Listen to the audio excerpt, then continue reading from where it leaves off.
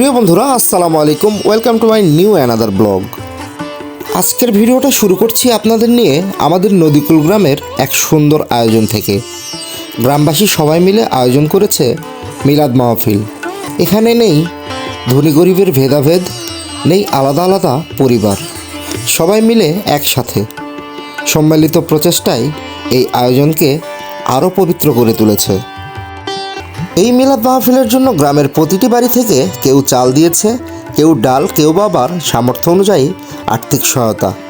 ছোট বড় সবাই মিলে যেভাবে এগিয়ে এসেছে সেটাই আসলে গ্রাম বাংলার ঐক্যের সবচাইতে বড় শক্তি। একদিকে যেমন মেয়েরা মাংস কুটে প্রস্তুত করে দিয়েছে, ঠিক তেমনই আরেকদিকে ছেলেরাও রান্নাবান্নার প্রস্তুতি নিচ্ছে। তবে আজকের রান্নাটা কিন্তু মেয়েদের হাতে হবে না, আজকের রান্নাটা করবে ছেলেরা। হাসি আনন্দে মেতে উঠেছে পুরো পরিবেশ। গ্রামের প্রতিটি মানুষই যার যার দায়িত্ব নিজের মতো করে পালন করছে। কেউ জ্বালানির জন্য কাঠ কেটে আনছে, কেউ বা আবার পানি গরম করছে, কেউ বা রাঁধুনিকে সাহায্য করছে। দুপুর গড়াতে না গড়াতে পুরো আয়োজনটা আরও জীবন্ত হয়ে উঠেছে। শিশুদের দৌড়ঝাঁপ, বয়স্কদের আড্ডা, আর চারদিকে এক ধরনের উৎসবের আমেজ। মনে হয় যেন একটা বড় পারিবারিক অনুষ্ঠানে সবাই জড়ো হয়েছে। সবাই রান্নাবান্না এবং হাসি আড্ডায় সময় পার করছে। একটা মজার বিষয় গ্রামে অনেক হয়, যখন শীতের সময় আসে ঠিক তখন রান্নাবান্নার কাজে লোকের অভাব হয় না।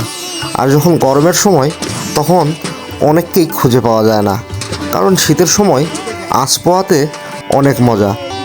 গরমেই চুলায় আঁচ পোহাতে কিন্তু অন্যরকম এক শান্তি।